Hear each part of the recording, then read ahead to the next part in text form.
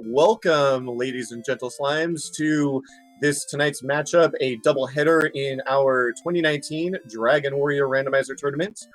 Tonight we have for you the TheAmusedMiniature versus Jjschmidt, as well as Tyerenex versus Jman1865. My name is Lavkian, and I am joined tonight by my co-commentator, a man who needs no introduction, a veteran of the Dragon Warrior Randomizer community, MisterHomes. MisterHomes, say goodbye, or say hello to everybody. Not goodbye. Goodbye, everybody. No, hi, everybody. Hope you're having a great day. It's a pleasure to be here. Alrighty, and to give a little bit of background on each of our runners, the TheAmusedMiniature is new to Dragon Warrior Randomizer this year. He has 80 races played so far and is currently number 42 on the SRL leaderboards. Jjschmidt has 182 races played, is quite experienced, currently 14th on the SRL leaderboards. In last year's tournament, Jjschmidt was the only person to have a perfect record in the Swiss rounds, going 5-0 and earning a first round, getting eliminated by BTs. On the bottom screen, we have Jman1865, who is also a randomizer. He has 40 races under his belt and is currently 32 on the SRL leaderboards. And in the lower right of your screen, we have Tyerenex, who is more well known in the FFR community, but is no randomizer. Currently has 64 races played and is 25th on the SRL leaderboards. Last year, he went 3-1, but fell by just 2 minutes to Tristal MG, who himself is a veteran of FFR and DWR. That happened in the first round. Now, this is the second week of 2019 Dragon Warrior Randomizer. And so how did we get here? Each of these runners is 0-1 in our 5-week Swiss matchup. The TheAmusedMiniature fell to Bobski 021 by about 9 minutes. Jjschmidt in the upper right fell to the original voice of Dragon Warrior Randomizer, Z-Man050778. After a marathon of a seed, Jjschmidt forfeited after Z-Man finished with a time of over 2 hours and 30 minutes. Tyerenex also forfeited his first race after Concakes finished in just over an hour, and Jman1865 fell to Amazing Toaster by just 27 seconds, but both of them did crest the 2-hour mark. And with the introductions done, we will be getting the race underway shortly. Cool stuff.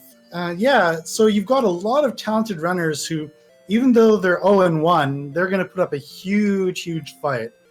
And just looking at the competition, it kind of makes me a little bit sad that 2 of these runners are going to be 0-2 at the end of the day. But it should be a good battle. There's lots of great people in this tournament. Absolutely. And we are loading. I'm going to hand it off to Mr. Holmes to give a rundown of what we find in these 3 starting chests. Alrighty, well, one of these 3 chests is guaranteed to be a key, the one at the back. We'll just see what these other 2 are. Oh, another magic key. Another magic key. Wait, 3 keys? Wow. Well, that's easy. No, you're not in a loop. Nobody checked their spells. I'm a little surprised. I mean, I guess, yeah, always check your spells, because it turns out they had returns, so they could have saved all their keys, but I think when you get 3, there's no real negative consequences. We have, 1 Erdrick sword, please. Please take all of the items and just smash all the things. And just in case they didn't have enough attack power, they got 2 more with the Fighter's Ring, which actually does something in Dragon Warrior Randomizer, as opposed to the vanilla game where it was basically broken. It did change 1 line of text in the original Dragon Warrior, but yes, for all intents and purposes, it did nothing. It looks like there was some gold in the treasury as well, so everyone's going to start out with pretty much a full complement of keys, with the exception of J-Man, who's going to be the first to pop out on the map here, and is going to go ahead and just obliterate this poor Magidraki for 12 experience, and he wins the race to level 2. Let's see what he gets. He gets 9, 0, 9, and 0. No, sorry, that would be 9009 for that. More power, more MP, but nothing else. Right, and so we've got something interesting happening on the TheAmusedMiniature's side. A very sort of rare scenario where you get multiple keys at the beginning, and you can essentially overflow the memory and perform what we call like the gold glitch, where you can open a treasure chest over and over and over again And if it has gold, you can basically rack up gold super quick. Now, this is a scenario because what the Amused Miniature is hoping is that they can find a town like right away and just buy some good gear. I mean, you already have Erdrick's sword, so I guess you're mainly looking for defense. But I guess he didn't go as much as he could. Went to about 5,000 gold. And he's probably just hoping to find a town and maybe buy like a full play, something like that. Yeah, and even if he takes a death with the money that he has in his pocket, he could still easily pick up a large shield and half plate, and he would be sitting in a pretty good spot there as well. And the levels are coming fast and furious. We see Tyerenex getting taken out by a Star Wyvern, a Sharlock monster, endgame monster, even with all the firepower he has right now. He's not going to be doing much against a Star Wyvern, as J-Man, I believe, should have the experience lead right now. Both J-Man and Tyerenex on level 4, and J-Man about one enemy away from level 5. So I'm kind of curious here. The Amused Miniature isn't actually attacking anything. And I'm not sure if he forgot that he got the sword, but yeah, maybe when he sees that he did 25 damage. Yeah, he's going to figure out pretty quickly. And it looks like J-Man just took level 5. I didn't see the power. I saw 7 agility, 2 HP, and 5 MP. I don't think anyone's learned a new spell yet, so Stop Spell and Return are all they are working with up till now, but it looks like the strength is flooding in to help back up this Erdrick sword that they've got. Although level 5 did have 0 strength, I can confirm that. Gotcha. And Tyerenex, finding zone 1 off to the right, manages to take out a wolf. That's going to be a welcome bit of experience on his side. Finding a slime, he's got a brief experience point lead, but is going to take the intentional death in the swamp. And J-Man might want to find one of those wolves himself here if he can manage to do that. Would get him the level pretty quickly. Yeah, so it's going to be really interesting to see who kind of tries to branch out the earliest. Because oh no, J-Man finds the wolf but gets sniped by it. Couldn't quite finish the job. Would have gotten the level, but instead gets sent back to the castle. As far as things go, it's not that tragic. But yeah, just knowing that's there, that'll help. They're just kind of hanging out around these first starting zones. For those of you who aren't familiar with how the randomizer works, you're guaranteed to have an area right around the starting castle with some fairly weak monsters, like that being like a blue slime or a red slime, like from those sort of groups of enemies. And the ones immediately west, east, north, and south, kind of, we call it zone 1 and 2. They have these slightly stronger enemies, like you'll see a droll. It goes pretty much up to a wolf. And it's just a nice way of guaranteeing you at least have some way out. But sometimes those enemies may look harmless, but they could have some serious abilities, as any enemy could have abilities like Hurt More or Sleep or Dragon Lord Breath. And to that point, Chad is noting that Drakimas apparently have the big Dragon Lord 2 breath, and Tyerenex on his screen he almost was the first person to walk into a town, knows where a town is, but was blocked by a Magi Wyvern, a little bit too quick to run from. Also packing that Dragon Breath, not the DL2, but just the regular Dragon Breath. But right now, at these HP values and with no armor to speak of, that Dragon Breath is almost as threatening. And it looks like Tyerenex is going to try to get back to that town, while J-Man, meanwhile, knows he saw the wolf over in this desert earlier, is going to go ahead and try to take the option of grinding. One thing is the spell order in Randomizer is also randomized, so we know that Tyerenex, already being level 6, hasn't learned any new spells of note, but J-Man doesn't know that he might be fishing for an early hurt mark. Well, they did actually learn Sleep at level 6, so they've got that to work with. And you're talking about a Magi Wyvern blocking that path to a town. I think with their stats and with the sword, like Magi Wyverns are very susceptible to sleep, so you could even beat one of those and get a sweet 83 experience. There is potential there.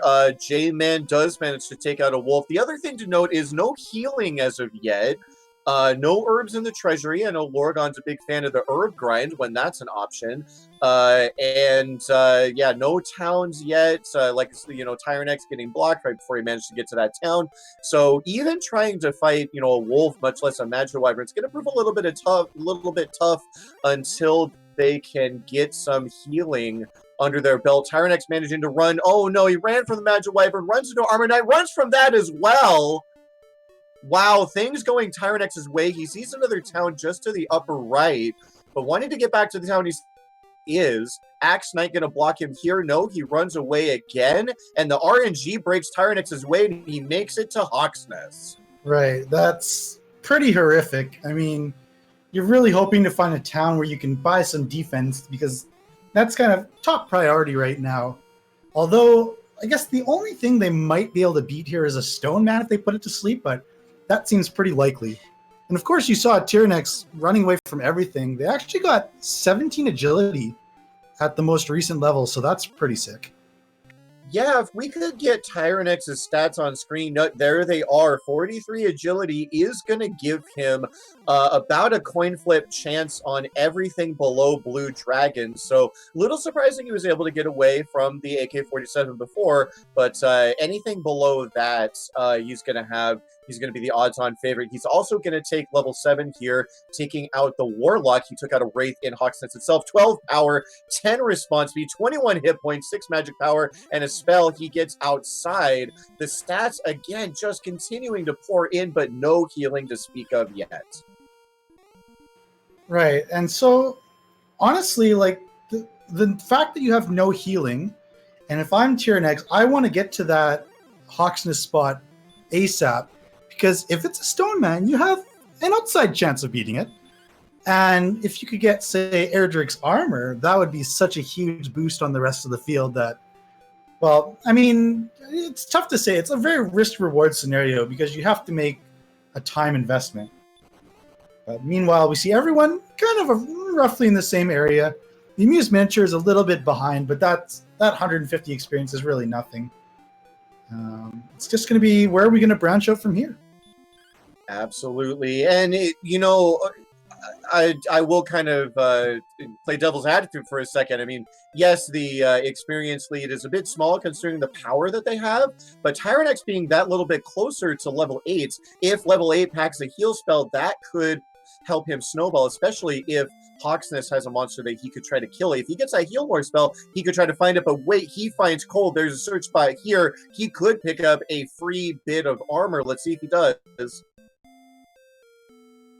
Oh, that's the ultimate debated, where you get Erdrick's token. You're like, come on, armor, armor, armor. You have acquired Erdrick's token, and just very sad. It's a little sad. You like having the item there. The required item, Erdrick's token, is required at some point. Tyerenex almost bought a bamboo pole and was able to decline pulling that trigger and getting rid of his Erdrick's sword. Goes ahead and buys a chainmail for just a little bit of extra defense. And I'm not sure if J-Man's popped into Hawksnest yet, but he's right there. So if he hasn't seen what that is yet, he'll figure it out shortly. Yeah, a pretty good value for the 300 gold. I think you get 10 defense from it, which is pretty solid. Absolutely, yeah. They're going to want all the defense power they can get. A chainmail is a fine purchase. Right there in the bottom third of armors, just above the clothes and the leather armor. But at 300 gold, it's a pretty good value, so just go ahead and pick that up. And getting pretty close here, finding some Druid Lords. This is actually very ideal for Tyerenex right now in terms of trying to get more experience. About 2 more of those would get him to level 8. Yeah, it's kind of tricky to branch out right now just because of the lack of healing. Wasn't quite sure if Tyerenex decided to stop at the item shop, but as soon as I found a town that had a shop, I'd be very inclined to buy some herbs. Jjschmidt in the upper right is the first to get to level 8. He got 18 power, so it continues to just pour in. 0 agility, 15 hit points, 0 MP, and still no healing magic. Tyerenex also about to get that bad news. Now, of course, having that sleep spell, if there is a stone man on that spike tile, this power does, again, give him that outside shot at defeating it. It looks like he's headed in that direction. Is going to decline fighting the Magiwyvern. Magiwyvern looks for a rematch. Tyerenex says no. Magiwyvern is going to try to give him the business here. Well, he's going to have 3 HP if he manages to make it into this fight. Basically going to be picking up some information here. It is the fun police. He's going to go ahead and take a swing and see if it does anything special. No. All it's going to do is just bite his face off and punch his free ticket right back to Tantagel Castle. Yeah, so this is really interesting. It's going to be really fun to see how these runners decide to progress here, because ideally you want to find the right balance between fighting enemies that will give you good experience, but also fighting enemies that won't just take all your HP down and you'll be kind of left in high and dry. So the wolf seems to be really, really good value in this spot. So I really like what JJ is doing. And I think that's a huge reason why he is pulled out towards the experience lead at the moment. Yeah, exactly. I think it was up to NG noting in chat that he managed to find Spectres over there. Spectres are a pretty amazing mid-game enemy to find. They're not too strong. They get 47 experience per kill. And so you can see the results on your screen. I mean, Jschmidt, he's only up against TheAmusedMiniature here, but out of all the runners on your screen, he's got a pretty huge experience lead, and he is cruising his way to level 9 with the quickness here. Things kind of going his way in terms of combat rounds, even though he doesn't have a heal spell. He's been sitting here quite a while. And yeah, he only needs 1 more kill, I think, depending on what it is. No, it looks like he's going to need 2 more. Maybe this gets it. No, the wolf will put him out there just by 1 experience. And really kind of veteran play by JJ, showing his experience. JJ actually used Fairy Water to dodge some of the weaker enemies like the Magician in there. So he's only getting the encounters he wants, just further making things more efficient, and realizing that still, no, he has no new spells. At least nothing healing-wise. He did get Repel, so already that he was making that kind of veteran move of using the Fairy Water to ward off the weaker monsters and guarantee the stronger ones he actually wanted to fight. He can definitely keep doing that if he wants. I don't think he got any more agility with that level, so he's not going to be defense breaking anything like wolves or specters. But right now, choosing to go ahead and try to get some desperate exploration done, really trying to, it looks like, navigate this coastline and see if he can make his way over to that town in the top right. We know now, well, we don't know it. We can guess by process of elimination that odds are that town will have an accessible item shop. Hawksnest has no item shop. Cole has one, but we rarely ever use it. Rimildar would not have one. If it was Rimildar up in that top right corner, we'd still be relatively herbless in this seed. And it looks like he is going to decline going through that swamp, so we're not going to quite figure out what that town is just yet. But meanwhile, I said we rarely use it, but J-Man really wants some healing, so he did go ahead and make that walk to the item shop in Cole. Yeah, I'm starting to get curious. Did you say they gained 18 more power at level 9? Yes, they did, and Squeak noting in chat that they're already at 114 power as Tyerenex finds yet another town. Blocked by a druid, he's going to walk in, he's going to find Rimildar. Now, normally you'd be very happy to see Rimildar, and you see Tyerenex making the reflex move to go north to get the keys in the back, in the back of Rimildar, but he knows he's got a full complement. He's going to go ahead and see what this chest is. Well, I'm just trying to do some math. If they have 114 attack power, you are doing 17 to 34 damage to red dragons, believe it or not. So I was trying to think if you could kill them in 3 shots. You'd have to get pretty lucky. But they're actually getting close to beating that red dragon in Hawksness without a heal. That's just absolutely nuts. Yeah, they would need the benefit of some low damage rolls too, since Tyerenex, I believe, is the only person who actually has any armor right now. J-Man might have picked himself up some. He's not stopping at the armor shop there, so I imagine he went ahead and picked himself up a chainmail. But and I just missed what cave Tyerenex walked into. I'm assuming it's one of the old men. Sorry, yeah, I did not catch that either. And the Wolf Lord taunting Tyerenex, burning that Healmore spell right in his face. He says, anything you can do, I can do better. But Tyerenex is going to go ahead and block that and take him out for a little bit more experience. Well, it's more not so much anything you can do. It's more like, haha, I can do this and you can. Exactly. Yeah, and Tilla noting that, yes, may not be able to win in 3 swings, would need some low rolls in return. But Tyerenex showing off what he could do, and he takes out the Warlock with a Kaishin no Ichigaki, which would be a good option for taking out that Red Dragon and seeing what's over there in Hawksnest. Yeah, so, I mean, I'm just trying to always think about what would I be thinking if I was in this circumstance, and I'm looking at my stats. I'm seeing 72 attack power. It's like, oh my goodness, like, I need to go, and I would have to constantly, like, fight that desire to want to actually do something with the reality that I have only herbs to heal myself. Jjschmidt making yet another veteran move, has located another grind zone here in this desert next to Cole. It's got Druid Wards and Rogue Scorpions. Rogue Scorpions normally have too high of defense to fight at level 9, but with Eredric's Sword and just insane attack power, he's almost one-shotting them. He's going to get to level 10 in no time at all. Just a monster experience lead here in a seed where experience might be the deciding factor. Yeah, and there's the first person I've seen to actually fight a Magiwyvern is the TheAmusedMiniature. So it's honestly going to come down to whoever finds healing first. And whether it's, say, level 10, they might get that spell. No, but they got hurt more. They got both hurts. They got both hurt spells and no healing. Oh my goodness, I love it. Like, honestly, like, you see the TheAmusedMiniature, who right now has the smallest amount of experience. But say if TheAmusedMiniature decides to go fight the Red Dragon and wins, all of a sudden, like, just that aspect could make such a big difference. So it's still really anybody's race. Like, whoever's the first person who gets healing, I predict they're going to win.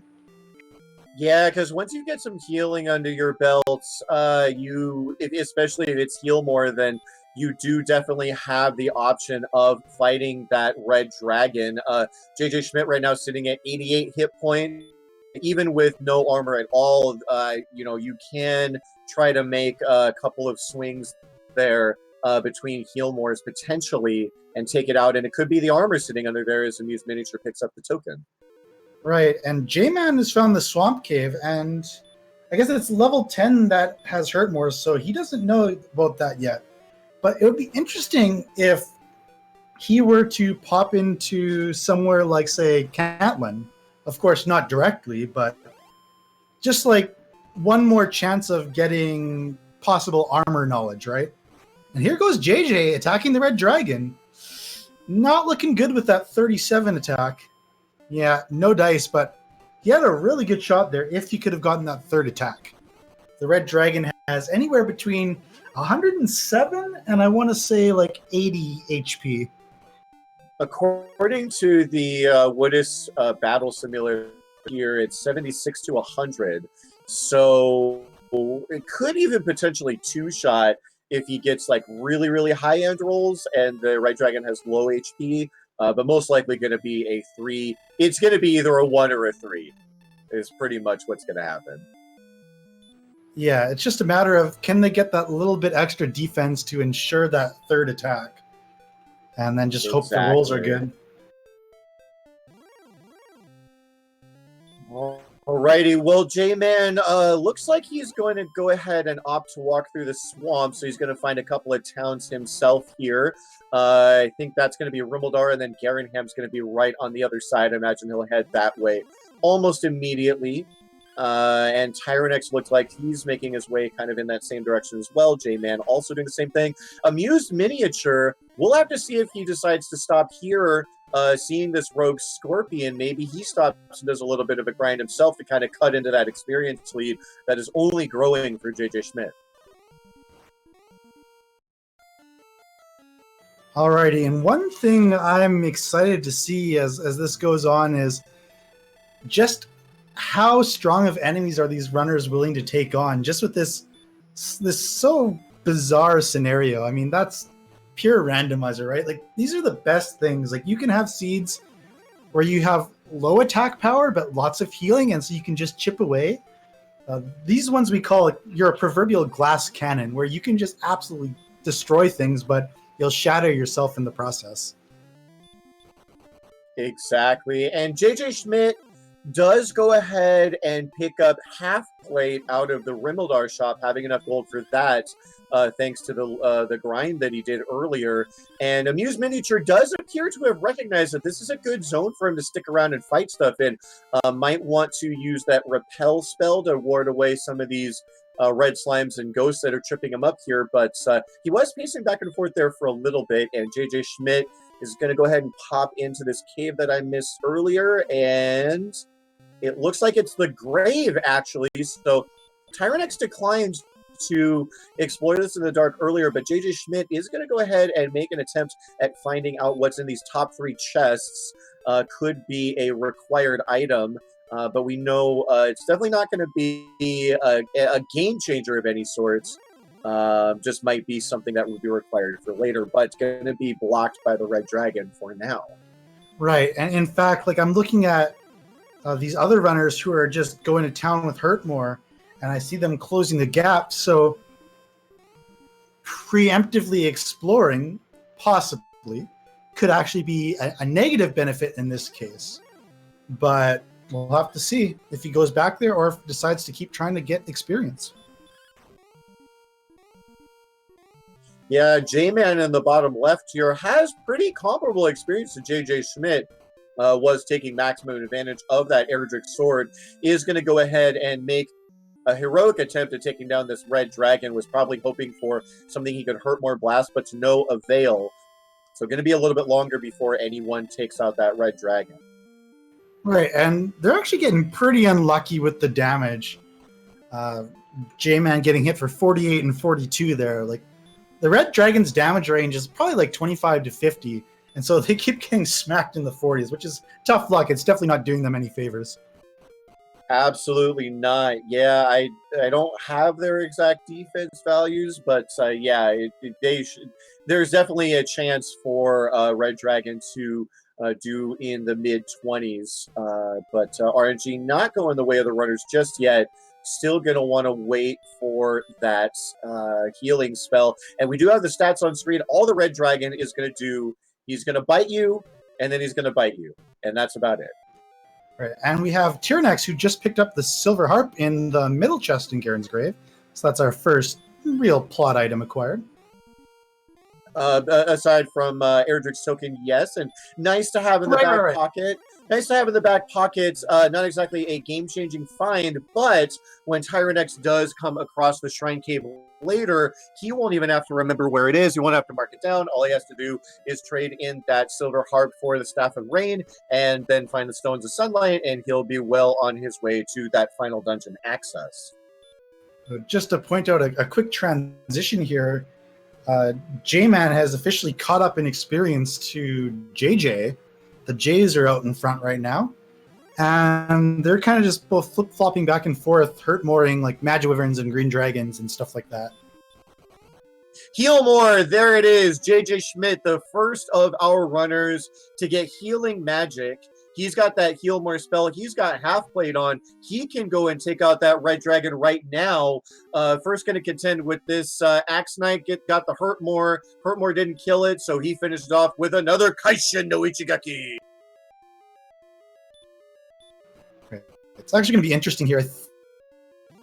But we'll have to see. If he can clean up this Axe Knight quickly, he'll still have 2 heal mores, and I think he's still got some herbs as well.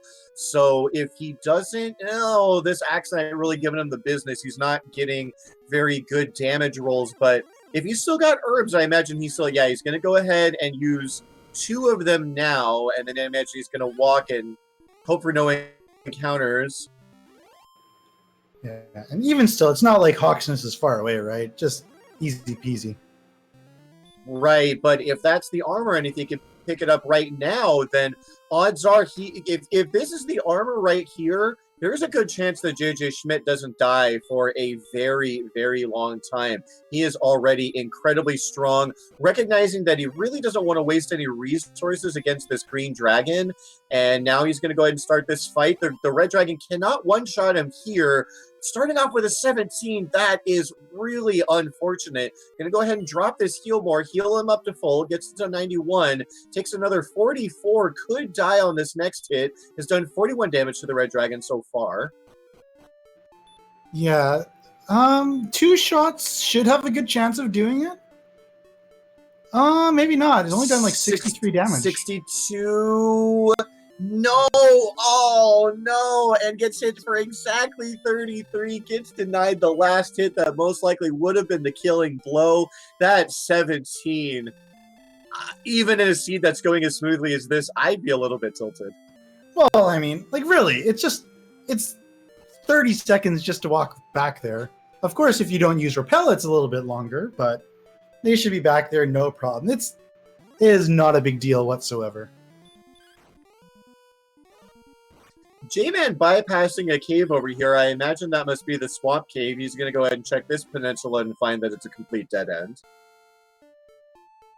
Right, and Beta Strap pointing out that it's better to get those terrible rolls now than against Dragon Lord 2, as I'm sure he and many of us also have that experience. But still, I guess, it's still kind of annoying.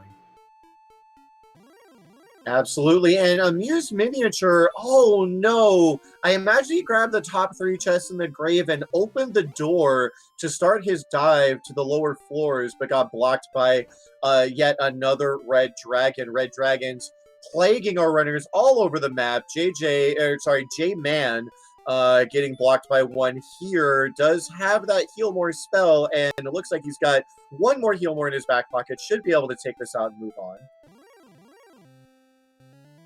Fun police, schmun police now. Absolutely. As long as you have the resources. Unfortunately, I think there was a missed menu there from J-Man. I think he tried to cast Stop Spell instead. Oh, he missed menu to Hurt More, which did not land. Only a 1 in 16 to land, and so unfortunately he died and forfeits that 255 experience. JJ in the top right, meanwhile, is going to go into this with full HP, 3 heal more, starting off with a 28. He should be fine to do this. Maybe pick up Erdrick's Arbor, but he's also going to pick up a level here once he takes out this red dragon. Yep. 50% chance that the armor is going to be here. Oh, a dodge! That's fine. It's fine. Relax. All right, just the one dodge out of the red dragon. Jschmidt takes it out. He's going to have the first chance after this level up. 9 more power, 9 response speed, 5 hit points, 6 magic, and there found nothing. Seems fair. Armor is on the map. Cantlin is required, and with a map like this, red dragons all around, we may even want to grab a princess. True, and I don't think anyone has the dog sprite, which is terribly disappointing. We get to see no princess riding dog, but still, it'll be interesting. I mean, no one's seen Cantlin yet, as far as I know? Question mark? Holmes, this is a family-friendly stream. There will be no dog riding today.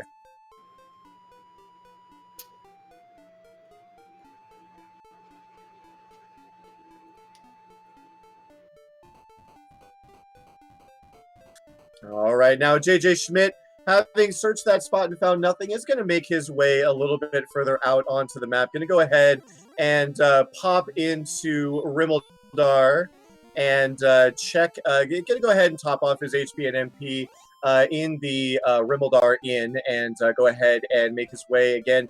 He's going to know at this point that the armor is on the map, so he wants to find Cantlin as soon as possible. Alrighty, J-Man almost with another critical error there, attacked with 35 to the red dragon, with plenty of magic left, but managed to survive. Is going to find the the awesome stash that is hiding behind this shop.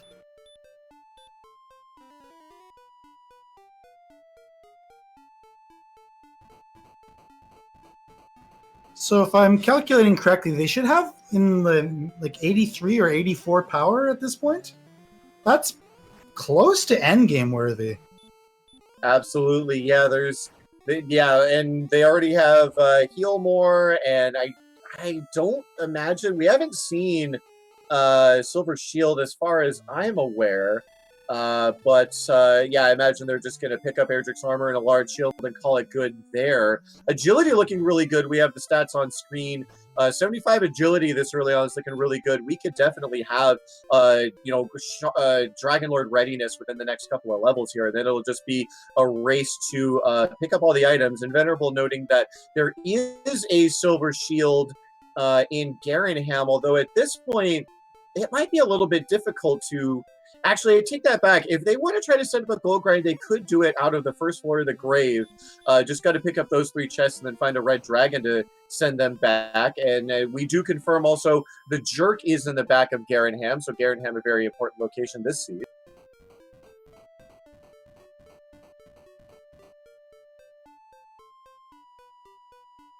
Right, so I'm just kind of crunching the numbers. Like, their stats are just insane right now. And the only one that looks not great is the MP, but you're just short of 8 heal mores, which for level 12, it's not horrible. I mean, I'd reckon to say that's pretty close to the average, but just compared to everything else, looks like how trivial. Is that a Sparko Island on J-Man's stream? I don't think I've ever seen that before. I have not. There's probably some key item hidden there, right? You just need to find the ship. Yeah, just go beat up a couple gremlins and get your ship. Yeah. True. Yes, we are clearly talking about a different game. In fact, Dragon Warrior 2. Yes. So, what are we looking for now? We're looking for the Stones of Sunlight and Catelyn, which will give the coordinates for Erdrick's armor. I don't know if I've seen Sharlock either. And J-Man, he's deciding that the next play he wants to make is to explore the opposite continents. But unfortunately, it looks like the Swamp Cave is potentially mirroring the... it's the Red Dragon Spike Tile. Never mind. I thought that might have been a random encounter. So JJ wanting to check and see what that Spike Tile was. It's another Red Dragon. And maybe... No, not going to go ahead and preemptively grab the Princess. Just going to go ahead and pop over to the other continent and see if there's anything special waiting for him over there. Oh, we got a little bit of a screen freeze here. JJ picking up the 3 chests in the back of Garenham. I'm not sure if we had seen those yet. I imagine we would have seen them from Tyrenex's stream, but I don't think that the Stones of Sunlight have been found just yet. Tyerenex, I imagine, is just going to stop for the inn. Yeah, he probably would have grabbed those chests already. So, yeah, was back there, but I imagine it would have popped up on the case. I'm not sure if this... Okay. Oh, J-Man has not found the harp. He knows where the Shrine Cave is, but is going to have to remember where that is later. Looked like it was just of Swamp North. But unfortunately, I believe... No, Tyerenex is the only one who has... No, Tyerenex and Schmidt have the harp, but AmusedMiniature and J-Man still have yet to find it as of right now. So, fun fact, Lavkian, when's the last time you've seen everybody with more than 70 strength purchase? I want to say that might have happened in a casual that I played recently where I was walking around with the shield for quite a while, but 70, 78, it's not very common for sure. Right, so this is going to be super interesting. Like, now that they've got heal more, you're probably pretty good to explore semi-indefinitely.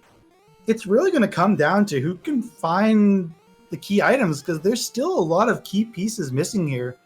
And usually a lot of seeds, you find the items and then you have to level up. And so you just stay in one spot and grind.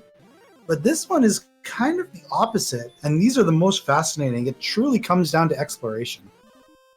Absolutely. Jjschmidt, by the way, in terms of kind of key components our runners might want to find, that for these veteran runners, that's going to include information on enemies that they might see later on in Sharlock. And to that end, Jjschmidt here going to contend with an armored knight, which as far as I know don't have any special abilities in this seed. But Jjschmidt saw a golem earlier, and I think that's the first one we've actually seen, and it looked like he paused for just a second, contemplating whether or not he wanted to fight it to scout its abilities, but chose not to. He is going to be the first to level 13, though. Decent stats, no spells, just going to push him a little bit further to that Sharlock readiness. Oh boy, we see that the Armored Knight has 50% heal more. So that's going to be pretty interesting, especially if it's, say, a spike tile enemy at the end of the game. And I'm just looking at it. It also has pretty much a 50% resistance to stop spell too. So again, that's just a potential future thing to look at. If there's one of those guys in front of the Dragon Lord at the end of the game, that could throw a wrench into some people's plans. Yeah, and it depends on whether or not they figure out it has heal more before that happens. Because once you know that the Armored Knight has heal more, then it's just a matter of punching it once and then finishing off with that hurt more spell. Of course, that might not be something you want to do if the MP is really tight, which, of course, we don't have a whole lot of MP right now. But J-Man over here in your lower right screen is the first to find Caitlin. We know the armor has to be on the map. We know this old man's going to give us some coordinates. It's just a matter of, are they easy to search, or is the princess going to be rescued today? Oh, that's easy peasy. 42 north, 41 east. It might be a little bit of a windy path, like towards where Cole was. That's my guess. Yeah, it looks like they're going to have to wind. I think Cole was kind of northwest, so I think the path they're going to want to take is going to be kind of through that swamp to the north, and somewhere maybe northeast of where Rimmildar was is probably where they're going to wind up. But yeah, it's going to be a little bit of a windy count, and then again, the thing they're really going to have to contend with is those kind of endgame monsters. I mean, I think so far we may have seen werewolves in that area. We've definitely seen red dragons. I think we've seen maybe axe knights and armor knights as well. So the count I would put right there in that middle ground in terms of difficulty. It's just a matter of what stops you along the way, as J-Man considers validating his seed, but then declines the search. All right, so I'm seeing Tyerenex is in a cave and is trying to death warp. Unfortunately, it was actually defense breaking a Wolf Lord.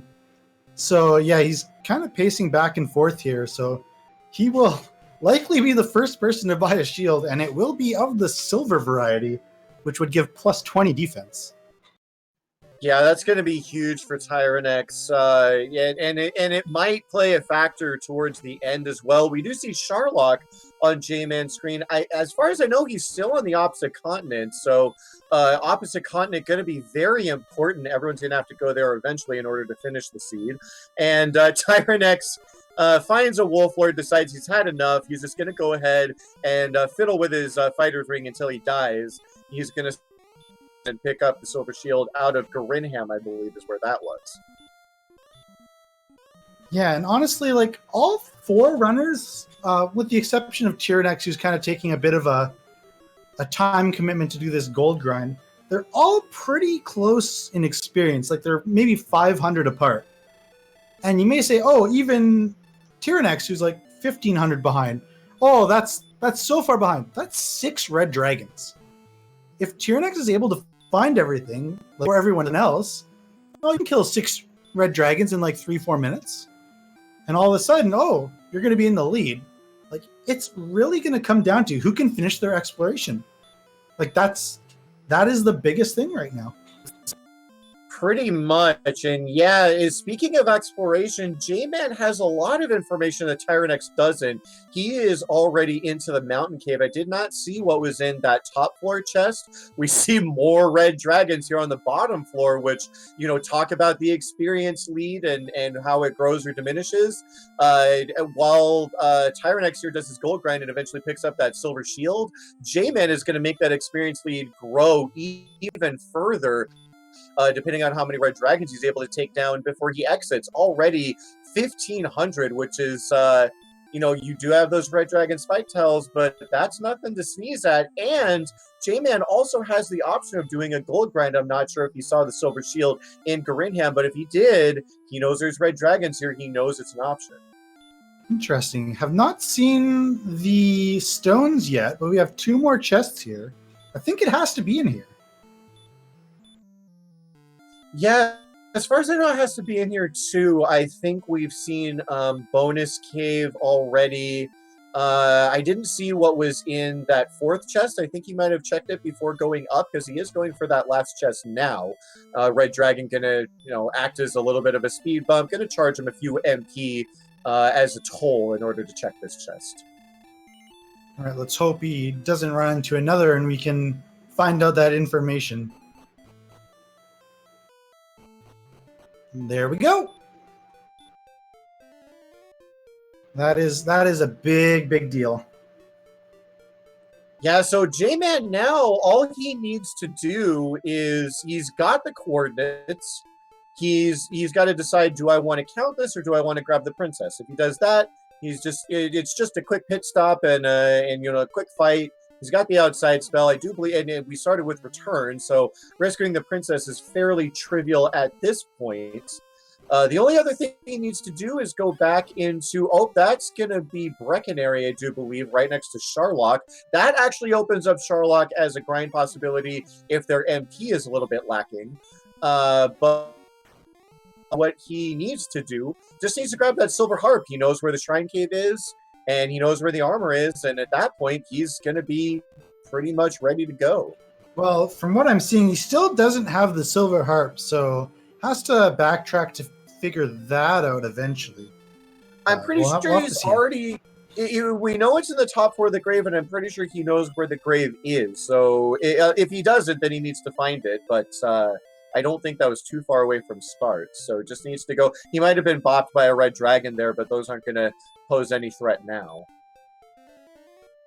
Right. So I'm curious as to what chat thinks about this. Like, who do you think is going to finish first out of all 4 runners? Of course, we have 2 1v1 matchups. And moreover, who do you think is going to win each of the individual ones?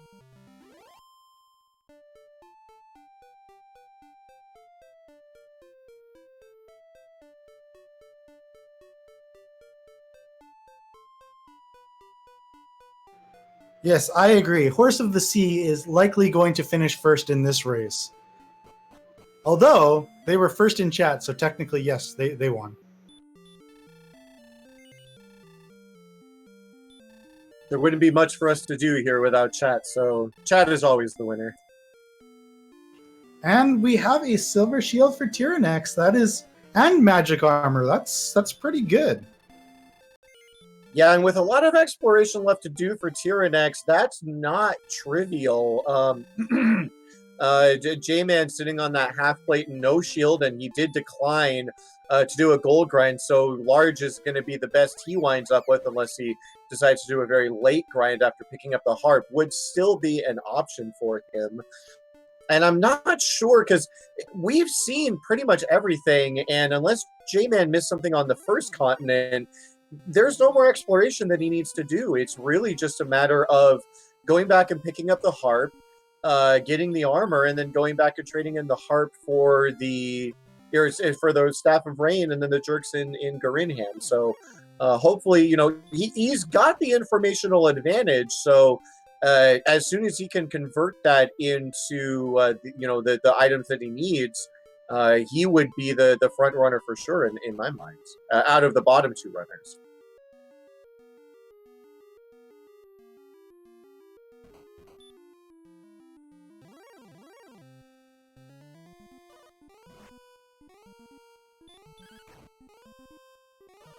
Alrighty, so lots of stuff going on here. No one has traded in for the Staff of Rain yet. J-Man's the only person who has the stones. And no one has the armor yet either, but Tyerenex has magic armor and a silver shield. So that is some compensation for being slightly underleveled.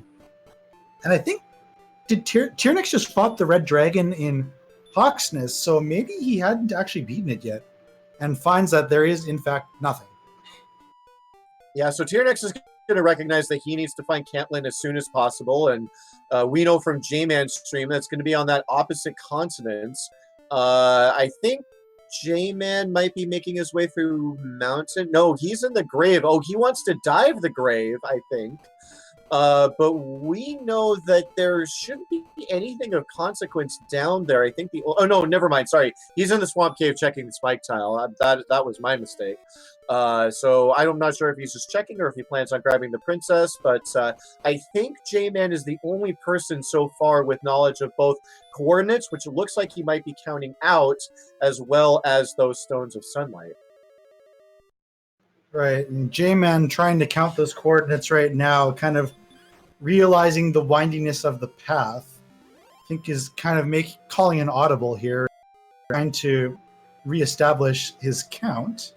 It does look like it's going to be close-ish to that town over there, but he may have just abandoned. I'm not sure.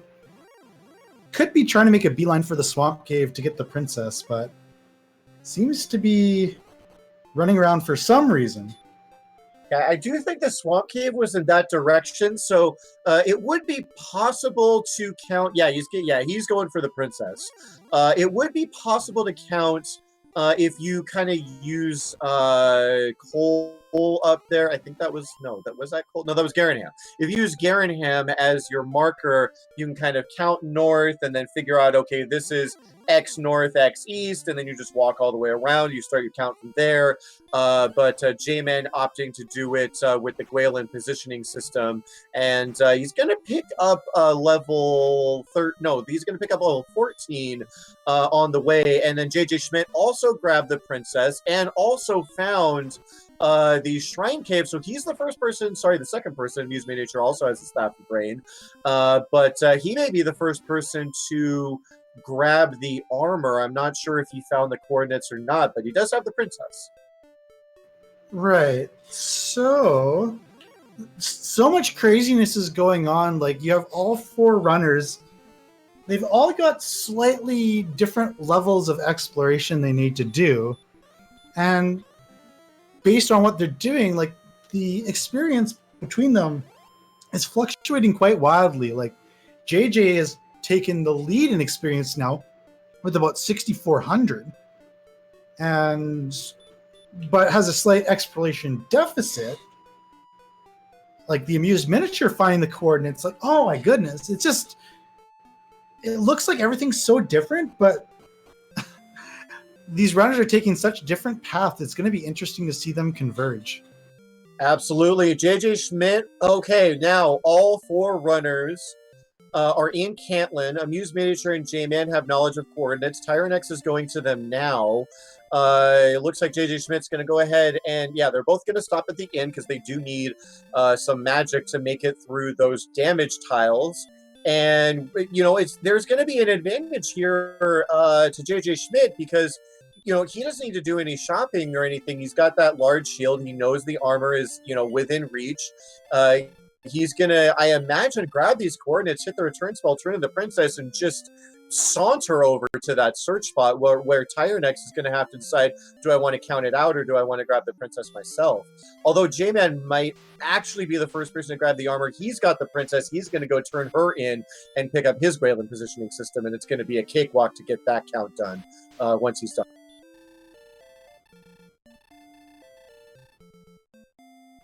Alrighty, like, the way I look at this, there's very little to choose between either of the runners. Like, I'd say JJ has a slight few-minute lead on the Amused Miniature, and J-Man has a slight few-minute lead on Tyerenex, but that could flip just in an instant.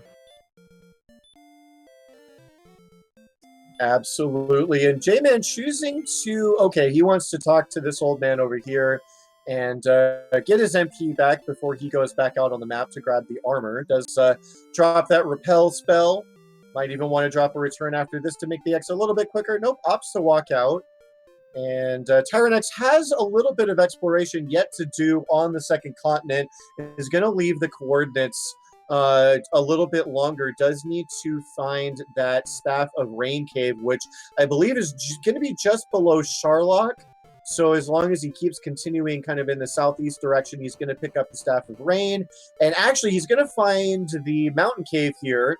So he'll pick up the stones. And then I do believe the Staff of Rain Cave is not very far away. So as long as he finishes exploring what's left of the second continent here, he's actually going to have the token and the armor in short order. Man, just so crazy. Just trying to keep track of everything. Everyone's just kind of crisscrossing.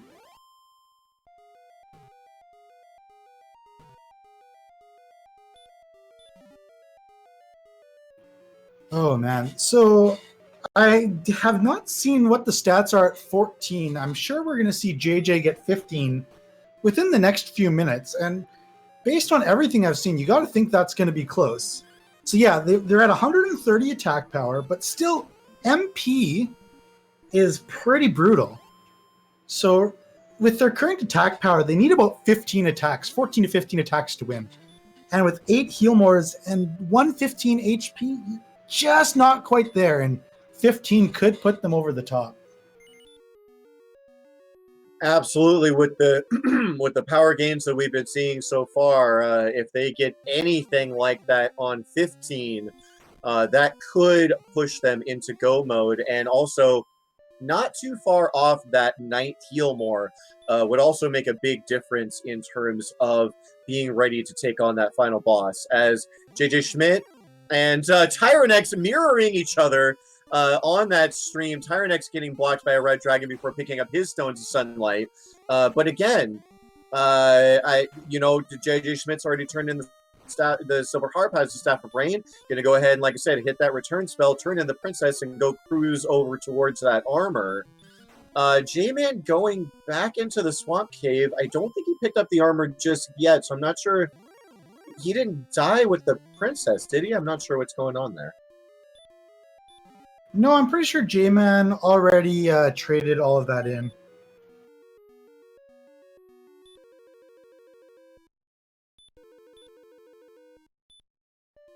Yeah, we'll just kind of chill here, try and figure out the runner's mode. It looks to me like J-Man, since he has knowledge of where the Staff of Rain Cave is, might be headed over that way to go ahead and get the Silver Harp. Or no, if he doesn't have the Silver Harp, then he still needs to go back to the grave to go pick that up. And no, he does not have the Silver Harp. He is searching for the item on the second continent. Oh, that's a good call. That's pretty close. And wow, I actually recognizing that it might be over here, but no, I think it's going to be on the main continent, because you see this river that's kind of splitting the continents in half here. And is it going to be here? It was like 52-51. 42-41. So is it 42-41? Oh yeah, it's going to be. It looks like it's going to be on that desert, one of those desert tiles. I'm pretty sure like J-Man right now is just like McGrew. Also, the thing is, J-Man's actually searching west. When the prince, you use Gwaelin's Love, it gives you reverse coordinates. So it says the castle's 43 to the south, so that means you're 43 north, and 51 to the east, which means you're actually 51 west. So this is something we've seen a few times over the years in tournaments, where someone mixes up east and west with those reverse coordinates, and that may end up being a huge misstep. Yeah, it's really unfortunate because J-Man, after trying to count the coordinates really quickly, went ahead and made the call to pop over to the opposite continents. An Amazing Toaster said he's never, ever written down the coordinates wrong. I definitely have not ever done that as well. Yeah, an unfortunate East-West mix-up here is going to delay the time in which J-Man picks up that armor just a little bit longer. Very unfortunate there. Yeah, like, basically, here's the way to look at it. If you need to grind, which they may not, like, every minute you are looking for this, you're basically, like, wasting 400 experience. Like, that's how quickly that can bleed away in this endgame sort of scenario. Yeah, and that's the thing that Tyerenex is really going to need is, I think, the experience difference right now. Tyerenex at 4,800. I know J-Man's over 6,000. I don't know how much more he's over. Oh, yeah, he's got about an 1,800 experience point lead, but Tyerenex might be grabbing the princess here, might be deciding that the count is a little bit too taxing for him to do comfortably. We'll see if he heads down. Yep, he's going to go ahead and grab that princess. And again, JJ Schmidt should have, I imagine he's turning the princess. He's going to be headed in a vaguely north and east direction. And the runners so far, he might be the first to pick up the armor, and then he's basically done. He's got the rainbow drop. There's not much more else for him to do. Yeah, basically, it's pretty much go time. Like, he's going to get the level on the way. He's only 222 experience away. Amazing Toaster noting in chat that these new maps have made him pick up more princesses, and I have to imagine that that was one of the things that McGrew was going for when he changed up the, in this newer version of Randomizer that we're using for this year's tournament. It does make a significant difference to the way the maps are generated. We're seeing a lot more bridges, a lot more rivers, a lot more small chunks of land that do make it harder to map. It makes it harder to count things, and it makes it harder in general just to keep everything in your head. And so everyone opting to grab that Grail and positioning system to figure out where the heck this armor is. And it looks like they've been river blocked again. So it's just across this other river. Oh, that's fantastic. Goodness. You called it. You called it before. This is a windy walk. Anyone who managed to count this out without the princess would get a huge commendation from me. As having crossed that river, I have to imagine he's just steps away. Yeah, it looks like it's going to be like right on that shoreline. Yeah, I think he needs to go 11 north and 3 east.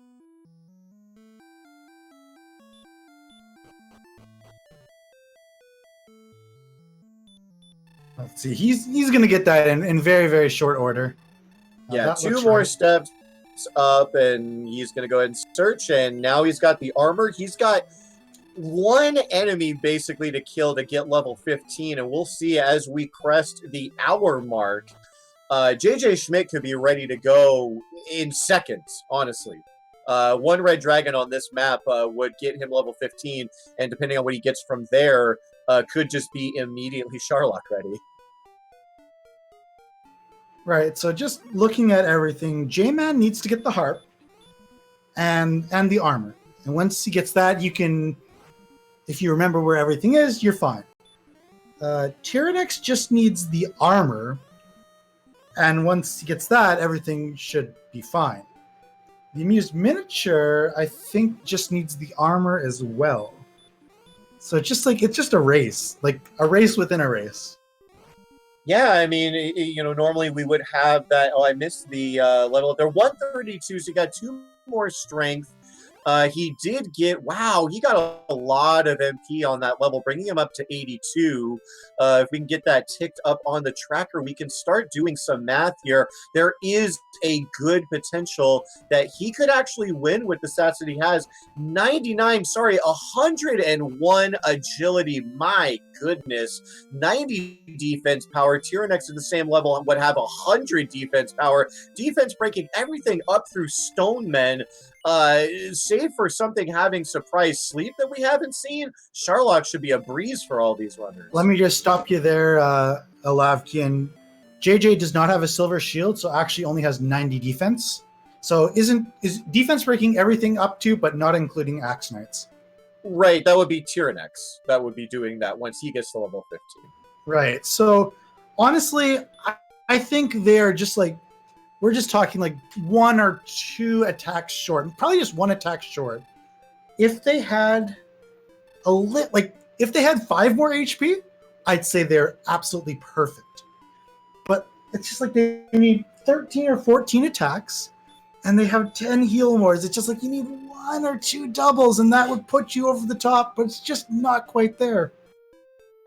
Yeah, and it's interesting because Breckenary is right there. I mean, it's right there. It's the stone's throw away from the entrance to Sharlock. So I'm curious, do you dive and maybe get a little bit of information, fight your way down, use up your resources to try to get to 16 as quickly as possible and then pop out and take the inn? Or do you pick one of the spike tiles to grind on and get 16 even quicker that way? If it were me, and if I was in JJ's spot where I didn't have the silver shield, that whether I did or not might change my decision. I would book it to Hawksness. I would kill 8 red dragons. I would do that in 3 minutes. I would get my level. I would book it west to the swamp cave. I would walk to Breckenary. I'd heal up, and then I would go. That would be my plan. Yeah, and that would definitely be a solid plan, especially if 15 is a level that Empty Eye is a particular fan of, and you would be rewarded for making that particular decision. Right, because I don't know, like the thing is that if I had a silver shield, that would change my decision because now I would feel much more comfortable fighting Axe Knights and Stone Men and Blue Dragons. But without those, you're talking about having to fight like 20 enemies, like 20 Star Wyverns, Wizards, Werewolves, Green Dragons, stuff like that. And that's just not quite reliable enough. It is worth noting that I believe Wizards and Star Wyverns and maybe even Werewolves are being defense broken. So if you did choose to take the fight your way down option and you do run into a lot of those enemies, they're not going to cost you any resources. And so it's going to make it a potentially very smooth descent, even if it's a potentially long one, having to fight all those enemies on the way down. So, it's hard to say for sure which is the better option. Although being on the second continent here, it looks like, and especially with all these kind of Sharlock enemies on the map, as Jjschmidt seeing the Scorpion is going to go ahead and refresh his repel, he might even get 16 or very, very close to it before he gets to Sharlock at all. Yeah, it's going to be interesting because the Amused Miniature has just picked up the armor. And so, although he is, like, say, 2,000 back in experience, well, let's say he decides to go dive Sharlock at level 15. Like, we could have a flip on our hands. All right. Absolutely. J-Man just picked up the harp. So that's done. Can trade it in, can get the rainbow drop, and just needs to get the armor. Yeah, and that might be a little bit of a challenge. It's going to come down to whether or not he figured out his mistake, mixing up those east-wests on the Gwaelin positioning system there. Amused Miniature had not killed... I don't think he has killed... No, sorry. My mistake. He has picked up the armor. He's decided that he wants to go grind red dragons, and so we're going to see which strategy pays off in the end. Is it going to be Jjschmidt fighting his way to level 16... in Sharlock itself, or is it going to be Amused Miniature taking the more guaranteed, quicker grind option? Stay tuned, folks, because it's honestly, at this point, could be anyone's race depending on what level 16 did. Right. I think the gap is a little bit too big right now, but I'm also wondering what JJ is doing here. Did JJ lose Sharlock? JJ might just be topping off here. He's going to go ahead and drop that repel and get all of his MP back. And I think repel should last long enough that he could just walk directly to Sharlock and walk right on in without having to go that extra few steps to go into Breckenary first. That would be my guess as to what he's thinking right now. And J-Man, he's in the right area. We can see he's in that area that Jjschmidt was before. Just needs to find that bridge over to the east. And I'm not sure exactly what he's doing in this cave, but Oh, he's checking tablet. He thinks there's something here that he might need. We know it's just gold, but he's in the right area to find the armor. As is, no, Tyerenex already has the armor. He's trying to figure out what his next move is. All right, so we're seeing this decision choice in difference between the MisterHomes and JJ. The MisterHomes just got level 15, only 1,300 experience behind. Absolutely, and with that MP and slight boost in attack power, he's going to be chewing through them expeditiously. Instead, he's not choosing to go to Cole. He's choosing to go up to Rimeldar. That is a slightly quicker in. And no, decline. No, okay, he accidentally walked out, so he's going to go ahead and take that in and go right back to Red Dragon grinding again. I believe, just based on the dark screen here, that Jjschmidt went ahead and popped into Charlotte. No, I saw a Demon Knight where he was, so I don't think he's in Charlock, which leads me to believe that maybe he lost it. Like, I don't know what's going on here. Yeah, the only thing that we have not seen that could be useful, there are two things actually we have not seen that could potentially be useful if he's in the grave, which I think is where he is. He might be diving it for either the Death Necklace or the Fairy Flutes. But we're still pretty far away from Death Necklace HP, and it's not really going to make too much of a difference either way, I don't think. And the chat rescuing us once again, saying he's in the Swamp Cave, and he's actually choosing to fight that Red Dragon Spike tile to make up the difference, and hopefully should be able to jump right into Charlock after this, as he will get the level on this Red Dragon. Absolutely, yes. We're going to get those level 16 stats right now. What does he get here? He gets 12 power, 5 HP, 1 MP, a new spell. That spell doesn't matter. That power is going to do it. 144. He's going to be slicing through Dragon Lord 2 with no issues at all. Yeah, and so it looks really good. There's an asterisk next. It looks really good if you get there with full resources, because right now you need 11 attacks to win on average. Well, which was technically 10.5, but we'll say 11 to be comfortable. And you're like, oh, I've got 10 heal mores, and I can get maybe a double attack or two. Well, guess what? If there's lots of red dragons, just because you have 101 agility doesn't mean you're immune. So it's going to be interesting, but if JJ can get there with full resources, shouldn't be a problem. But we'll have to see whether that is going to happen. And it also remains to be seen if any of those run blockers in the Red Dragon or Armored Knight are even in Charlock at all. I mean, he could, have a smooth walk through and just have wizards, werewolves, green dragons, which are going to be pretty free for him to run from at this agility. And based on the math that I just threw down in chat, assuming that it's accurate, I mean, he could spend a couple of heal mores and still be a clear favorite to win. So, we're trying to keep things as close as possible here, but Jjschmidt, 1 hour, 10 minutes, entering Charlock, it's going to have to be a beastly one in order to stop him now.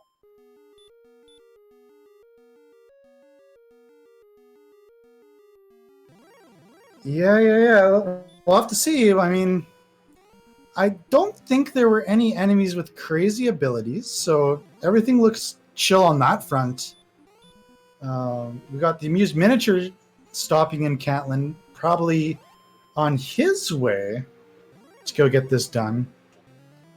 But right now, JJ has a pretty commanding lead on that front. It's just validate and get down there with full resources. Yeah, I'm trying to think what Charlock enemies we've seen so far. We haven't seen very many green dragons. We have not seen any blue dragons at all that I am aware of. Red dragons we know just fight. We do know, of course, that the AK-47 has heal more, although I don't imagine Jjschmidt's going to be fighting any unless they're on the spike tile. That leaves stone men, golems. I don't think Star Wyvern said anything special, so couple options left yet that could potentially troll Jjschmidt as he makes his way down in the dark. Oh, nope, gonna go ahead and light a torch now. Right, for the most annoying floor, like the turnaround floor with all these little dead-end traps has been the bane of me many a time. Yeah, absolutely. I'm my hat's off to anyone who can navigate Sherlock in the dark. I don't even bother trying with that mess. But only a minute and a half behind Jschmidt, the amused miniature, here in Sherlock. He is going to choose to fight his way down. Unfortunately, does not have that silver shield, but does have that 90 defense backing him up. Does not. And one thing that's critical here, we know that level 16 is the go level. We know that if the amused miniature can conserve as many resources as possible, he's going to be able to finish. The only problem is he's not going to benefit from the MP he's going to get, and is actually burning heal mores. This is an information dive for him alone, and confirming now the golem has no ability, so he can fight that as much as he wants. Right, and on the bottom here, we have Tyerenex in grind and go mode, closing the experience gap rapidly, only 2 red dragons behind at this point. So this one, like, J-Man just picks up the staff, needs to go get the rainbow drop. Like, that one's going to be razor thin. Absolutely, yeah. He's going to go ahead and pick up that rainbow drop. Not sure if he has the armor just yet. I believe he did pick that up earlier. Okay, good. So yeah, just has to make a quick trip into Garenham, and then he'll be in grind to go mode himself, and it's up to Tyerenex now to try to cut into that experience lead as much as he can before that happens. But yeah, bottom race is going to be the absolute nail biter, I believe, as Jschmidt cruises his way to the bottom floor, is on rounding the first and now the second corner of track Sherlock. Nothing in his way just yet, only a wizard, not going to be a problem to run from that. Right, and actually Sherlock turned out to be pretty nasty as we saw our first blue dragon ever so briefly. I know in the middle floors, JJ ran into quite a few AKs and red dragons.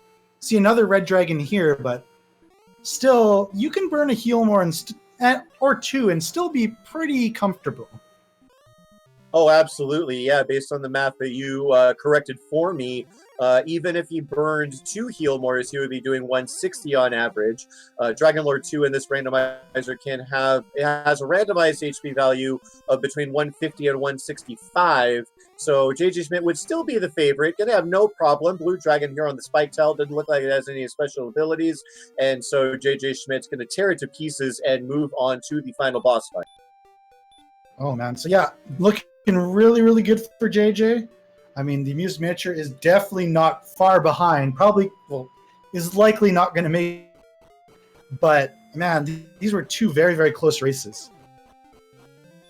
Absolutely. It's always nice to see, again, I noted in chat, this is Amused Miniature's first appearance in a Dragon Warrior randomizer tournament. Jschmidt, as far as I know, has been in all of them. And so showing how much of all that experience and all that veteran status. But Amused Miniature, no slouch himself. They're in Sherlock at the same time. That's pretty important. But on Jschmidt's side, he gets back attacked. He's going to have to burn a heal more right at the start of this Dragon Lord 2 fight. Now down to 9. Right. So if I'm JJ, I'm hoping for just 1 double attack. Like, they're averaging 16.5 damage on average. So you're really hoping for 1 extra double attack. That would put you towards like 190 average damage, and you'd have to roll godforsakenly low to have any issues. But kind of having some trouble right now. That 21 is going to help out a lot. I've got 14, 11, 16, 21, unless I missed an attack. That's and already has right now. Already got the double, so that's perfect. Should be smooth sailing from now. Unless you get a low heal more here. Nope, we're all good.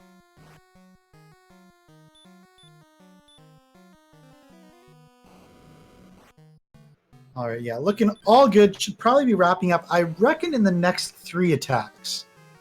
Probably will have 2 heal mores left over. The rolls have been pretty fabulous.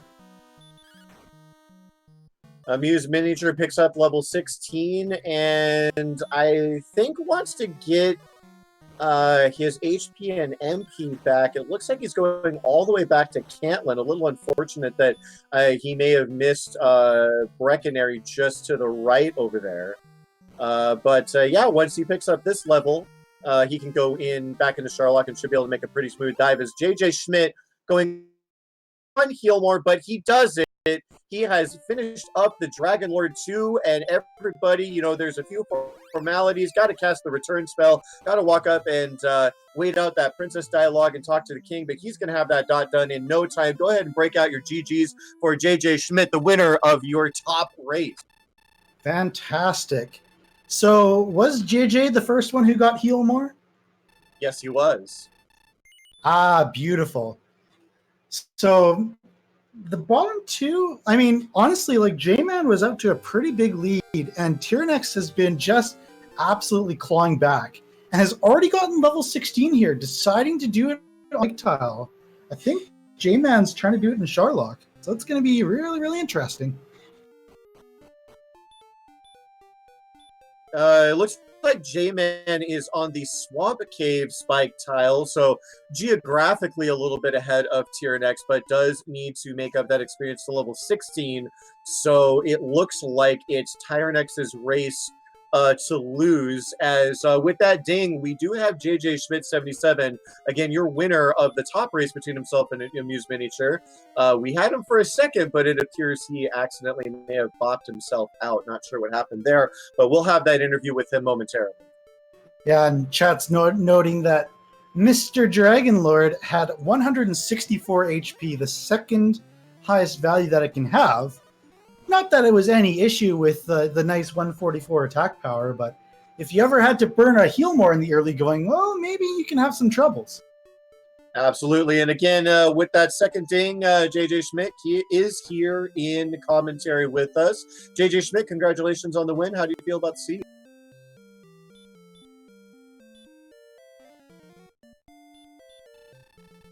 If you're having trouble getting through to us, buddy, can you just make sure your push to talk is on? Otherwise, you will be muted.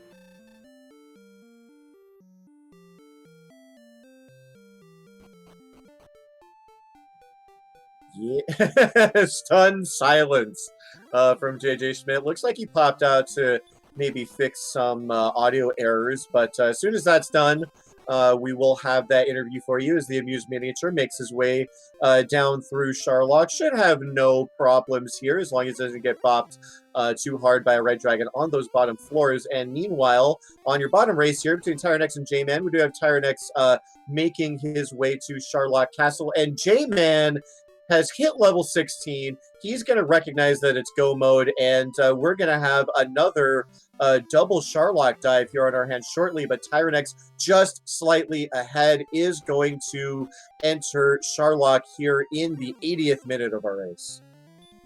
Right, and I wouldn't be surprised if you see both runners on the same floor, especially with how nasty these enemies can be. Like you see Tyerenex getting a little bit of MisterHomes encounter rate here, getting a little bit of a taste for what the enemies are going to be like here.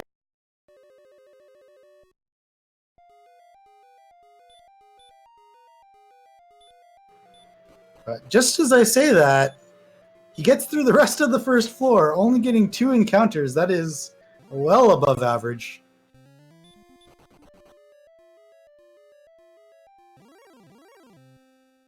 Alrighty, and J-Man walking around the corner here, about to enter Charlock himself. We do have, we had J-Man or JJ Schmidt in here briefly, but they may still be having some issues. But Tyerenex is continuing his dive. Golem's gonna keep him on this floor for a little bit longer, but he's gonna make his way to that third zone with ease. J-Man getting his HP and MP back in Brecconary, and then looks like he's already popped open the door. He's gonna, oh no, he hasn't popped open the door yet, but will do shortly. And JJ Schmidt is in chat to do the interview, so we'll conduct it that way. Alrighty, this is going to be really, really close, guys. It's all going to depend on the encounter rate.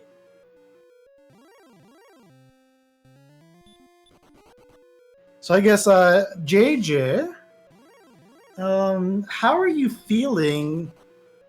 Not necessarily at the start, because you got the sword, but how are you feeling around level 9 or 10 when you saw, hey, I have 80 strength and I don't have any healing? Like, what was going through your head at that point?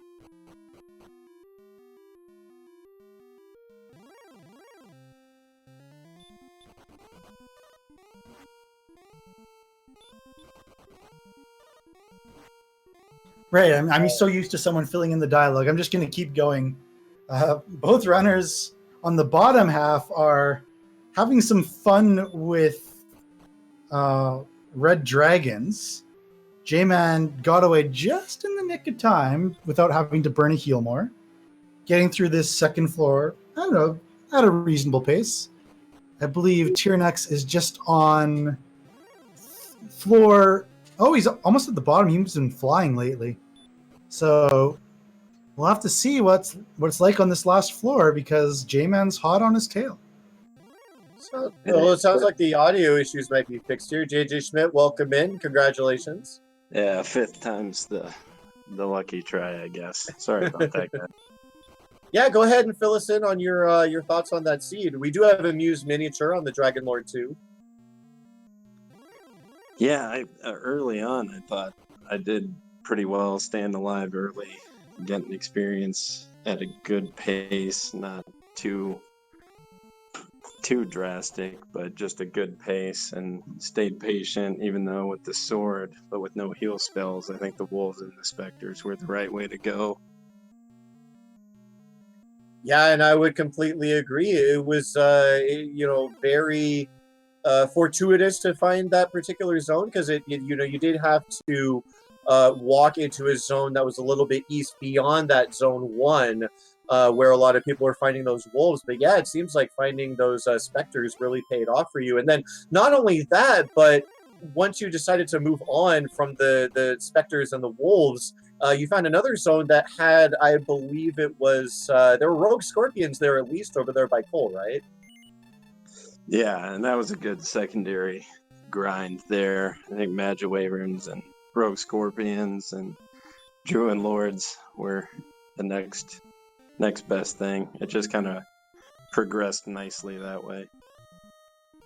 Absolutely. All right. So we do have the Amused Miniature plowing their way through Dragon Lord 2 down to 24 MP. I imagine they'll be finishing up that fight shortly. But in the bottom right, we have Tyerenex having a slight, but ever so slight advantage over Jman1865. Tyerenex already on Dragon Lord 2, Jman on the Spike Tile. This is about as close as it gets. But the Amused Miniature in the top left has defeated the Dragon Lord and is going to go ahead and make his way back to Tyerenex Castle.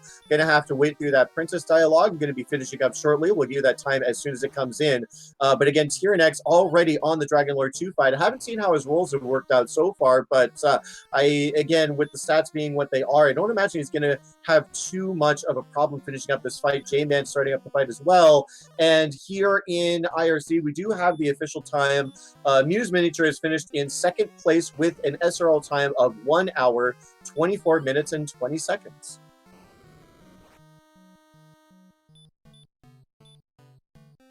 Alrighty, so unless something goes pretty wrong here for Tyerenex should close it out. But you never know when we might see like a swag Hurtmore or something like that to steal the lead. Wouldn't that be something? It would be something indeed. Looks like he managed to manufacture himself in a double attack there, getting a physical for 42. And so should have no problem finishing up this fight. He's got 4 heal more. He's going to go ahead and pop 1 here. J-Man working his way down through the Dragon Lord fight. And I have to imagine, if they had started this fight, if J-Man had started this fight just a little bit earlier, it down to damage will still potentially do so. About a 40 MP difference is what you see, but with a 22, no. Tyerenex is going to finish the Dragon Lord 2 fight first, is going to pick up that ball of light. He's going to head back to Tyerenex Castle, talk to the princess, and pick up his win. And well, it's a good thing. No! Miss menu. A very unfortunate mismenu from Jman1865 is going to send it back to Tantagel. Tyerenex has gotten the dot done. He is going to finish 3rd place overall, but 1st place in this race with an official SRL time of 1 hour, 25 minutes, and 51 seconds. And while J-Man makes his way back to Charlock for try number 2, it looks like we do have Amused Miniature in the booth with us. Amused Miniature, congratulations. How do you feel about the seed? Well, there was a couple of big mistakes. So I'd seen in Discord some talk about loaded save states and things like that. So I went out and cleared all of my shortcuts. So I wasn't able to reset when I mismenued the stop spell right off the get-go. And so I kind of panicked a little bit, but I was like, okay, we got 3 keys. We should be fine. Ended up finding the sword in the treasury, immediately forgot about it because I had set up the gold grind glitch. And I was like, well, maybe we'll find a town nearby. And so that cost me some early experience. I ran into a couple of scorpions right off the bat, which would have netted me 2 levels very, very quickly. I don't feel that I played probably about the first 10 minutes of the seed very well. But my mid game was pretty strong, I would say. I was doing a lot of grinding while exploring, that kind of thing. RNG was fairly kind, I would say. I wouldn't say it was terrible. I mean, I had some early dodges and stuff that was a little rough. But I mean, overall, I would say the seed was fairly kind, with the exception of Sharlock. Failing to run from things with 101 agility is always frustrating. Absolutely. And yeah, I would more or less agree with the way you summarized that seed from your point of view. It was a little unfortunate. We did notice that I think it was you hit a blue slime for something like 25 damage, and I imagine that would have reminded you that you did in fact have the sword. Yeah, and that's the big thing, is a lot of it is nerves, because I already had a 0-1 record, and so the nerves were kind of getting to me a little bit. I had a really, really close race against Bobski, so I was really wanting to do better, so I was definitely feeling the pressure there. So I'm sure that had something to do with it. But overall, after I kind of calmed down and settled down a little bit, I felt that my play improved dramatically. Absolutely, I would completely agree. And you know, to comment on the nerves aspect, I still can remember the very first Dragon Warrior randomizer race I ever entered about 2.5 years ago. My hands were shaking. So yeah, no, I completely understand the idea of nerves. I had a high pressure situation in your first tournament, and already 0-1 after I think it was like a 27-second difference in that race with Bobski. But I have to say, you know, other than those slight missteps early, you played a wonderful, wonderful race overall. Well, thank you, and GG JJ Schmidt. That was a very well played race. Probably the only thing that I struggled with in the end game was whether or not to grind that next level in Hawksness or not. And I was figuring, well, let's go check out Sharlock. Maybe we can grind the last level on our way down, because either way, we needed a level in order to make the fight safe enough to actually attempt. So that's kind of where the thought was there. Unfortunately, we found out that we had reds and armored knights all over the place. So yeah, we were kind of talking about that up here in the commentators booth, myself and MisterHomes, because we saw, you know, everyone was kind of on 15 and had put the items together at the same time. And so it was so, so close at 15. You know, do you grind on your way down? Because especially Tyerenex, who is also here in commentary with us, had a silver shield and had 100 defense power. So the grinding on the way down might have even looked like a more attractive option, but not something that I don't think anyone here chose. You know, JJ Schmidt went, I believe, to either the Swamp Tile or Hawksness, and Tyerenex was in Hawksness to finish up his grind. So yeah, it was a tough call to make, but I think it looks like taking the Spike Tile was the safer option and the one that everyone went with. JJ or Tyerenex, do you guys have any? Actually, we'll start with JJ. What were your thoughts kind of going into that scenario? Oh, yeah, I was struggling with that decision really hard. I just kind of goofed on going to the jerk cave and then forgetting I still needed to pick up the armor somewhere over in that area. So I was starting to feel the pressure a little bit. And then I kind of just walked back and forth, lost Charlock for a moment, and then just said, well, I'm going back to Swamp Cave to just finish this out. Oh yeah, we were wondering if you had lost Sharlock. So if you had remember where Sharlock was, would you have just fought your way down? It's really hard to say. I don't know that I planned all that well. I just kind of go in the moment, but it's a good chance that if I had known right where it was, I would have been in there before I chickened out, I guess. Well, the interesting thing about that is one of the things I was noting while kind of observing things here in the commentators booth is that Breckenary was like a stone's throw away from the entrance to Charlock, so I was thinking that anyone who wanted to take advantage of that, as by the way, we do have Jman1865 on that blue dragon spike tile, will be starting up his Dragon Lord fight momentarily, but turning it back to the interview here, it would have been an option to fight your way down for the level and just kind of burn all your resources and try to do it as quickly as possible, and then Breckenary is right there, so it would have been an interesting series of decisions, and it's a little unfortunate that we didn't get to see how that divergence might have played out. So the big thing for me there is that I never actually saw Breckenary there. I didn't go far enough east or south, whatever direction it was from Sherlock.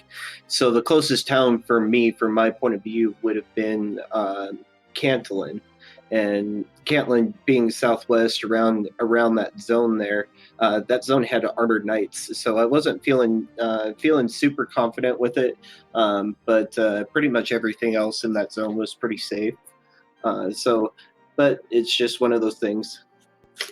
Same here. I think just the way the map laid out, it would be hard to say that Cantillon wouldn't have been the last thing you found. Or I mean, Charlock wouldn't have been the last thing you found. I didn't see it either, so that's a good call out. Interesting.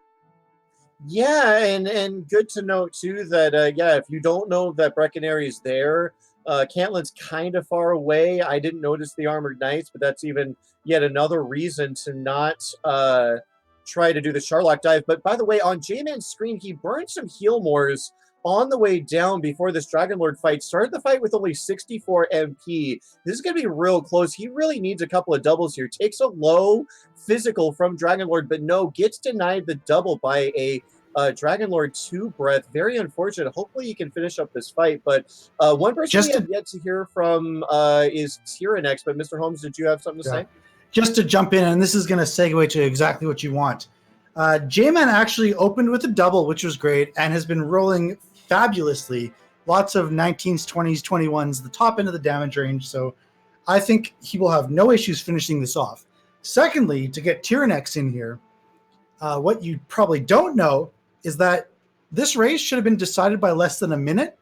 J-Man was actually fighting the Dragon Lord right when you finished, but accidentally mismenued. He was behind you, so it didn't change the race. But we were talking like within a minute. Yeah, that's crazy. Yeah, that's unfortunate. I don't know. This is kind of a weird race. I'm not really used to like the new beta, maps being so kind of weird and windy and stuff like that. And I just took forever for me to find that Staff of Rain cave, which kind of made me walk around way too much. I'm sure that cost me a ton of time. Yeah, and that's a good point to bring up, is that there was quite a few things that were kind of tucked away in nooks and crannies. The armor being really far out of the way was a big thing. Luckily, the jerk was in Garenham, so it was easy to route the two together if that happened to be the order that you found things, which was the case for me. But other than that, there really wasn't much over there. Yeah, I mean, over there, I had to have been. Well, I first screwed up because I found the town with on the west end of that map fairly easily, but for whatever reason, I kind of thought that was like the west end of the map, and I spent way too much time over there on like the northeast side of the map, thinking something was over there. It took me a while to get back to the west side of the map to end up finding the swamp cave, and then I found all the stuff except the Staff Brain cave, and I must have been just very close multiple times to finding it, just like barely a screen off or something. But I eventually did find it, and then I had to go all the way back to turn in so that's why I thought about grinding on my way down, but just like the way it routed for me, I ended up being just really close to Hawksness there, and we had so much attack power that the red dragons weren't any kind of an issue.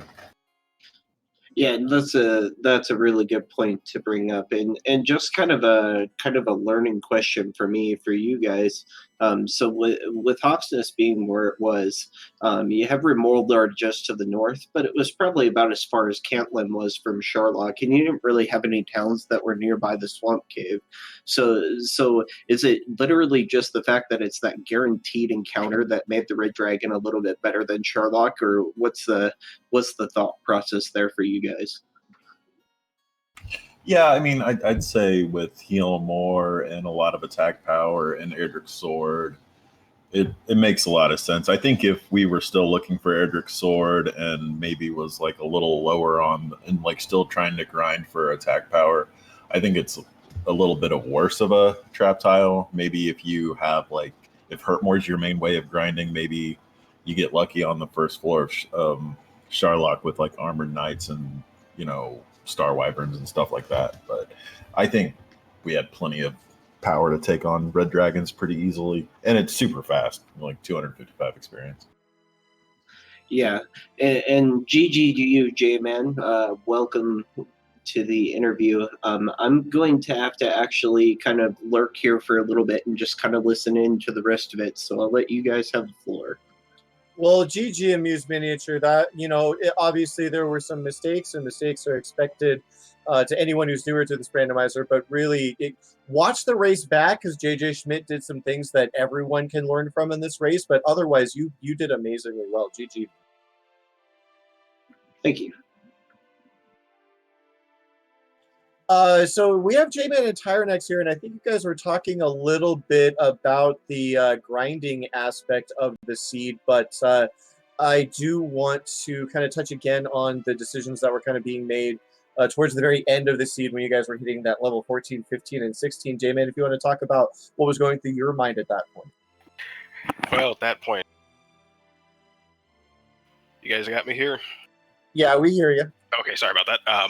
Yeah, when I was grinding, I was pretty much fuming over the fact that I had missed Cantlin north of Hawksness for a good 10 levels.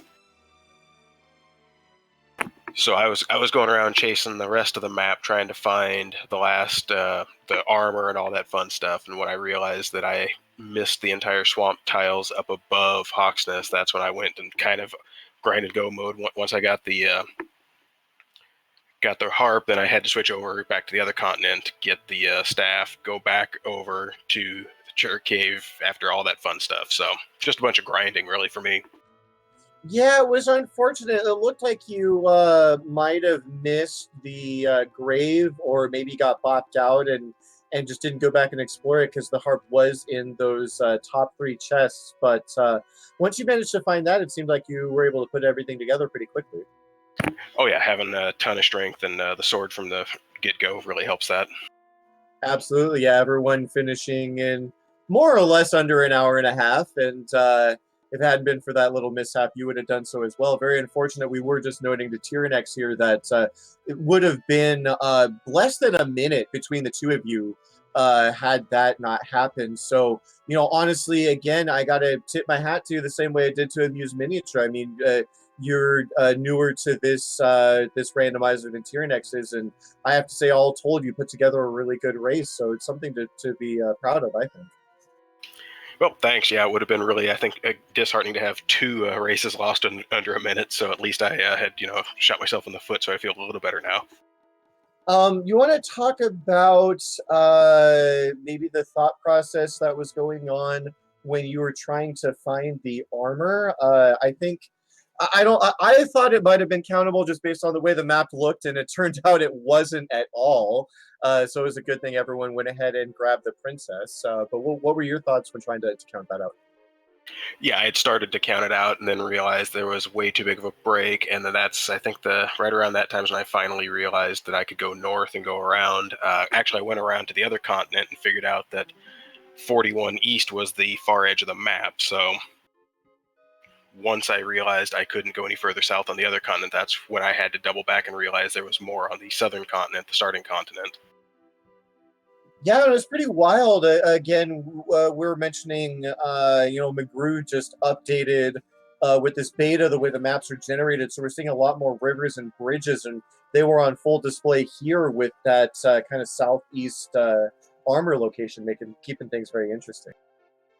Yeah, it did kind of, instead of having a big wide open map, it kind of did push us through, especially on the Charlotte continent. It was pretty easy to get through that because there weren't a lot of other paths. It was just a long winding road. Oh, and one other thing I observed, I'm not sure if this is on either a Muse Miniature or J-Man's screen. I think it was on one of your screens. It looked like, J-Man, I think it was you. You saw a Sparko bridge, and I think you contemplated searching that. Did I see that correctly? Yeah, I did, and then I realized I already had the coordinates, so it would be kind of worthless to search it. Well, you got to validate the seed, right? True, fair enough.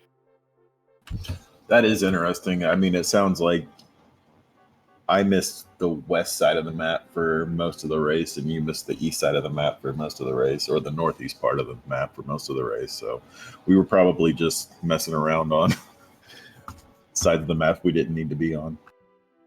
Yeah, and that's actually an interesting point you bring up, Tyerenex, because one situation we did have here, so between Jschmidt and MisterHomes, Jschmidt found the golden zone. There was actually, if you went just a few tiles beyond where the wolves were in that desert used to start, there were specters over there, and I think even another monster slightly better than a wolf. So he, like, far and away took the experience lead, was the first to heal more, and that propelled him to victory overall. But J-Man, you also did a lot of early grinding and took a pretty big experience lead yourself. And you guys basically, in the mid game, had a lot of information the other one needed. J-Man, you found the Shrine Cave. Unfortunately, didn't have the harp at that point. Tyerenex had the harp. J-Man found the stones before Tyerenex did. I think, J-Man, you even found Cantlin before Tyerenex did. But unfortunately, couldn't quite finish out the exploration. And so Tyerenex was able to get to grind and go mode first. But yeah, Tyerenex, you summed it up perfectly. That Sparko tile I was talking about, I believe, was in the west over by the swamp cave, and yeah, you guys just kind of went in different directions and had information the other needed, but then in the end, fortunately, that red dragon spike tile was close enough to healing that it was able to kind of help close that experience gap in the end. Yeah, no doubt. I was, when I was in like level 14 or 15, I was kind of thinking, what's the opposite of grind and go? Because I almost had all the stats, but none of the equipment. The opposite of grind and go is basically a sprint for the items, and we were talking about that too. It's one of those seeds where it seemed like every other level was giving double-digit strength, and if Healmore had come sooner, it's honestly likely that everyone finishes sub-hour with the way the stats were going. I could believe that for sure. Oh, yeah, definitely. I have to get going. It's late for me here on the East Coast. GG, everybody. Thanks for putting this on. RPG Limit Break. It was a lot of fun. Yeah, thanks for the race. Thanks for putting on a good show, and go get some rest. So with Tyerenex heading out here, J-Man and MisterHomes, do you guys have any? Or sorry, let me turn to MisterHomes. Do you have any further questions for our runners?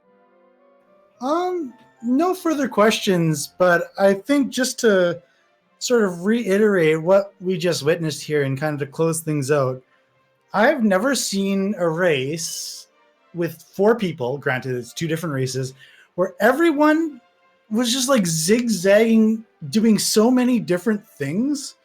Basically, everyone had their own little thing or things that they needed to do, whether it was get the armor or trade in the harp or both or find Sharlock.